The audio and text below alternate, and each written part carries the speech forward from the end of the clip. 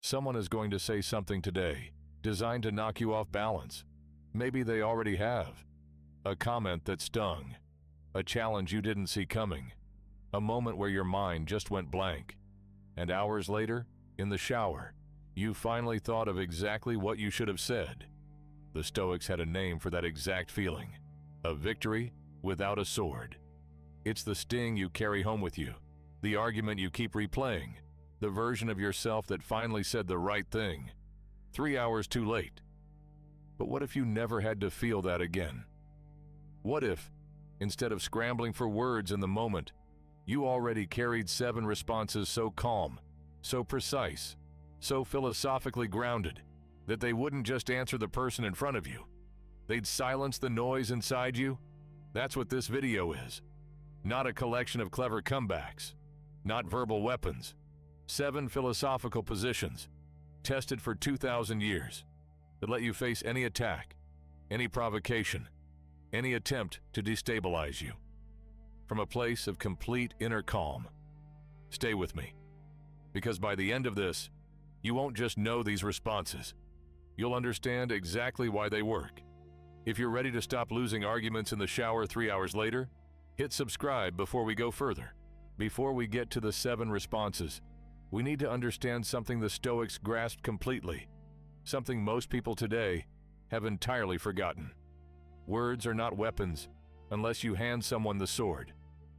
Epictetus, a man born into slavery, whose leg was broken by his own master as a demonstration of power. A man with every reason to see himself as a permanent victim of other people's words and actions, wrote something radical in his discourses. People are not disturbed by the things that happen to them, but by the opinions they form about those things. Read that again. It isn't the event that wounds you. It's the story you build around the event in the split second it lands. Marcus Aurelius, writing privately to himself in a journal he never intended anyone to read, put it just as plainly. You have power over your mind, not over outside events. Realize this, and you will find strength. Now, this doesn't mean cruelty doesn't matter, or that words carry no real weight. Seneca wrote entire letters about the damage the tongue can do. What the Stoics were saying is this: the wound and your response to the wound are 2 completely separate events, and only one of them is yours to control. Every response in this video is built on that single distinction. If that distinction just reframes something for you, tap like. It tells me to keep going deeper. Response 1.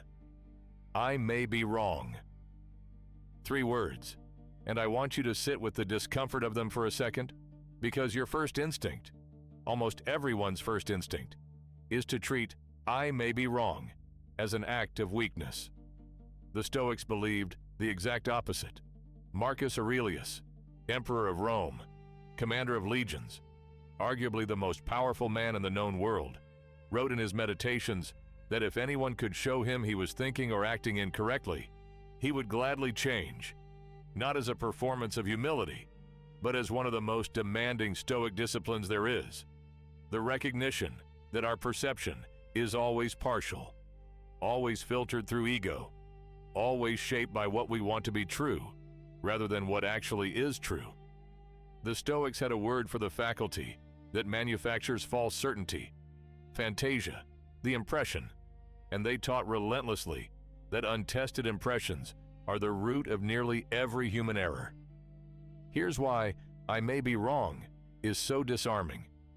The person attacking you wants you defensive, rigid, combative, because a person fighting to protect their ego is predictable and, ultimately, weak. But when you say, I may be wrong, genuinely, calmly, with no performance attached, you remove the exact target they were aiming for. There's a story of a student confronting Epictetus, loudly insisting his teaching was inconsistent. Instead of defending himself, Epictetus reportedly smiled and said the student may have found an error he himself hadn't noticed. Tell me more. The student, braced for resistance, had nothing left to push against. The argument simply dissolved. Think of the person in your life who puts you on the defensive fastest. Comment their initial below, and subscribe if this is reframing how you see confrontation. Response 2. Silence.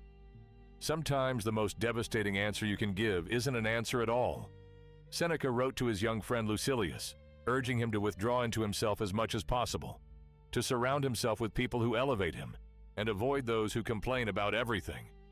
And notably, his method of avoiding those people wasn't debate, it was withdrawal. The Stoics understood something modern psychology has since confirmed.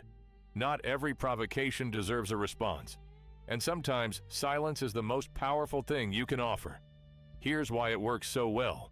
When someone attacks you verbally, tries to diminish you, embarrass you, provoke you, they are, consciously or not, seeking an energetic transaction.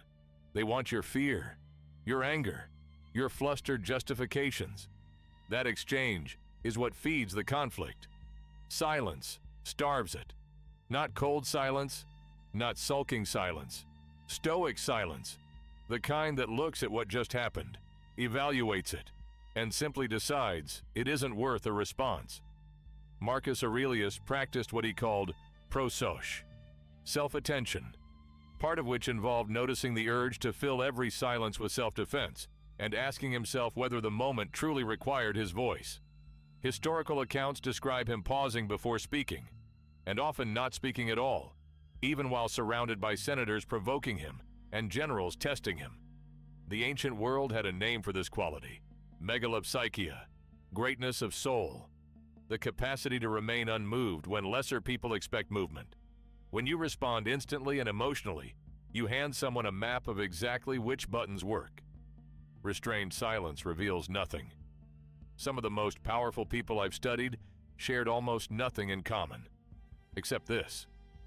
Follow if you want more of these patterns broken down. Response 3. That's an interesting perspective. This response demands the most philosophical discipline of all 7 because it asks you to do something genuinely difficult. Engage without judging, acknowledge without agreeing, stay in contact with someone's reality without being pulled into it. Epictetus opens the Enchiridion, his manual of Stoic practice, with a foundational distinction underneath everything we're covering today. Some things are within our control, and some are not. That's an interesting perspective, is the linguistic expression of that distinction. Here's what it doesn't say. It doesn't say you agree. It doesn't say you disagree. It doesn't declare the other person right, wrong, wise, or foolish. It takes no position at all on the content of what was said. What it says is simply, I heard you. I registered that your view exists, and I'm choosing deliberately not to make it my problem. The Stoics were fascinated by sympatheia, the interconnection of all things, but equally fascinated by its opposite challenge: how unconsciously we absorb other people's emotional states, their judgments, their anxieties, their certainty, as if they were our own. This response creates what Epictetus called diastema, a gap, a space between the impression and the reaction. It has to be genuine, though. If you say, that's an interesting perspective, while boiling internally, you've learned nothing.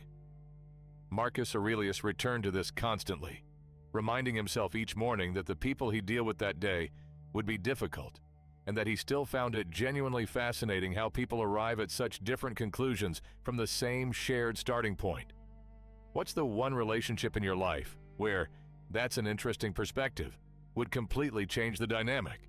Tell me below, and hit subscribe if this channel is becoming useful to you. Response 4. Let me think about that. We live in a culture that has made speed a virtue. Respond instantly. React in real time. Never let a moment pass unfilled. The Stoics observed this exact tendency 2,000 years before Twitter, 2,000 years before comment sections, and identified it as one of the most reliable paths to hamartia, the error, the missed mark. Seneca wrote about keeping constant watch over himself and putting each day up for review, the daily examination that became a cornerstone of Stoic practice, built on a single premise: time reveals what haste conceals. Let me think about that. Does several things at once, all of them Stoic. First, it honors logos, reason, the rational faculty the Stoics believed was our most defining and almost divine attribute. Instead of letting impulse, ego, or raw emotion speak before reason has organized itself. Second, it signals something genuinely disarming to the other person. You're taking them seriously enough to actually think about what they said, which most people are completely unprepared to receive, especially when they're braced for a fight. Third, and this is the subtlest point, it buys you space to practice what Marcus Aurelius called hypomone, patient endurance, the willingness to sit in the discomfort of not having an answer yet, without needing to escape that discomfort with noise. The historian Cassius Dio recorded that Marcus, presiding over legal disputes, was known for asking follow-up questions, requesting time, consulting precedent, and sleeping on decisions before making them, while other emperors were praised for speed. History justified him completely. The moment you say, "Let me think about that," and mean it, you shift the exchange from a battle into a negotiation. This one took me the longest to internalize personally. Like this video if delayed responses have ever saved you from a decision you'd have regretted. Response 5. You might be right. Notice the difference between this and response 1. I may be wrong is an inward acknowledgement of your own fallibility. You might be right is the outward expression of something even harder, a genuine openness to the other person's position. Zeno of Citium, the founder of Stoicism, taught that the highest expression of rational virtue was never winning an argument. It was arriving at truth. He reportedly said that a philosopher who enters a debate hoping to win rather than to learn has already failed philosophically, regardless of the outcome. You might be right carries power that has nothing to do with strategy and everything to do with the nature of truth itself. When you say it genuinely, calmly, without an agenda, you model what the Stoics called eunoia, goodwill, a sincere desire for the other person's thinking to illuminate something real, and people can feel the difference between that and performance almost instantly. It doesn't mean capitulation or agreement. It means you're holding their position open as a real possibility instead of treating it as a threat. Seneca wrote that the first step toward becoming good is wanting to be good. The parallel here is that the first step toward a real conversation is wanting to be changed by it. If you enter every exchange already decided, you're not conversing, you're performing, and the Stoics had no patience for performance dressed up as philosophy. Think about the last time someone actually convinced you of something. I'd bet it wasn't the strength of their argument that moved you. It was the sense that they respected you enough to genuinely want you to understand, rather than trying to defeat you. How do you make people feel that, even in the hardest conversations? Drop your answer below and subscribe if you want this kind of breakdown every week. Response 6. This doesn't require my reaction. This response is rarely spoken out loud. It's mostly an internal move, a Stoic intervention you perform on yourself in the half second before you open your mouth and say something you'll spend hours regretting. Epictetus returned obsessively to the concept of prohairesis, the faculty of choice, the will, the part of you that decides what to engage with and what to let pass. He considered prohairesis the very essence of human freedom. Everything else, your health, your reputation, other people's opinions of you, even your life, he placed in the category of things ultimately outside your control. This doesn't require my reaction is an act of prohairesis in motion. It's you exercising a freedom no one can ever take from you, the choice of where to spend your energy. Marcus Aurelius framed this in almost military terms, constantly balancing the idea that inaction can itself be a form of injustice against another core insight. The obstacle in the path becomes the path. Not every obstacle exists to be fought. Some obstacles are tests of your ability to recognize them as not your battle, not your weight to carry. Imagine a colleague dismissing your work in front of others. Your face flushes, your heart rate spikes. Every instinct screams, defend yourself, explain, prove them wrong. The Stoic looks at that instinctive cascade and asks one question. What's the best outcome I can realistically get in the next 60 seconds? And what's the best outcome I can get in the next 60 days? Those two answers are often completely different. And the Stoic consistently chooses to play for the longer one. If these ideas are landing for you, hit subscribe right now. We go this deep into Stoic philosophy for real modern battles every single video. Response. 7. Thank you for telling me. This is the hardest of the 7, not because it requires more sophisticated language. It's only 4 words, but because it demands the deepest philosophical foundation to actually mean it. In Book 1 of the Meditations, Marcus Aurelius lists the people who shaped him and exactly what he learned from each one. His philosophy teacher for showing him his character needed discipline, his adoptive grandfather for teaching him gentleness, another mentor for modeling gravity, and a life lived in accordance with nature. What's remarkable about that list is its honesty. Marcus isn't thanking the people who made his life easier. He's thanking the people who made him better, and those are often not the same people. The Stoics practiced amor fati, the love of fate, accepting what happens instead of resisting it, a concept Nietzsche later borrowed and made famous, but its roots run Stoic to the bone. Thank you for telling me is amor fati applied to conversation, the recognition that critical feedback, even hostile feedback, almost always contains real information buried somewhere inside it. Data about how you're perceived, about the gap between your self-image and the image you actually project. The Stoics weren't naive about this. Epictetus was clear that you evaluate feedback with reason, not accept it blindly. But he was equally clear that the reflex to dismiss feedback purely to protect yourself, to meet anyone offering it with hostility, is one of the clearest signs of someone who has stopped growing. Seneca wrote about gathering up the thoughts of a well-spent day, including the difficult ones, and being able to say honestly, "This day was mine." This is the response people struggle with most. Tell me honestly in the comments. Could you say it and mean it? And subscribe if this series is changing how you handle criticism. Let's bring this full circle. We started by asking you to imagine never taking another unbalanced hit from someone else's words again. We covered 7 responses tonight. Not tricks, not weapons, but philosophical positions. 1. I may be wrong. The courage of intellectual humility. 2. Silence. The power of a response that needs no words. 3. That's an interesting perspective. The firewall of genuine curiosity. 4. Let me think about that. The dignity of deliberate reason. 5. You might be right. The openness that disarms opposition. 6. This doesn't require my reaction. The freedom of strategic withdrawal. 7. Thank you for telling me. The deepest Stoic discipline of all. None of these become truly yours just by watching a video. They become yours through practice, through what Epictetus called ascesis, discipline training, the daily exercise of the philosophical muscle. Marcus Aurelius didn't write the Meditations because he'd mastered Stoicism. He wrote because he was still practicing every single day, even as emperor, even surrounded by war, corruption, plague, and loss.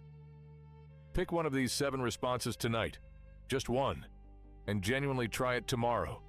Not in a crisis, just in an ordinary moment where you feel that old urge to react fast, defensively, emotionally. Come back and tell me what happened. If this video gave you something today, even just a question worth sitting with, share it with one person in your life who needs it. That's how philosophy has always survived, person to person, idea to idea. Hit that like button, and if you haven't subscribed yet, now's the time. New videos go this deep into real Stoic philosophy for real modern battles. Every week, you have power over your mind, not outside events. Realize that, and you'll find strength.